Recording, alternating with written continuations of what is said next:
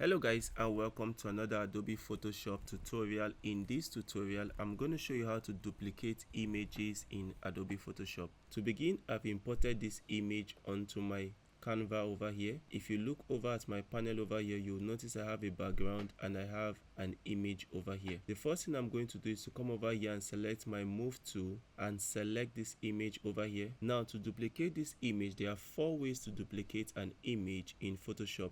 The first way is to hold down Alt and drag, and as you can see, we have successfully duplicated this image. Another way to duplicate this image is to come over to these panels. As you can see, the image of this lady has become 2 tracks. You can select one here, hold down Alt and drag it up until you see this blue line and release it, and now you can see that it has become 3, which means that this particular image is double. So I can drag it further and now you can see that. Another way to duplicate image in Adobe Photoshop is to come over here, select the layer you want to duplicate, right click and select duplicate layer and hit OK.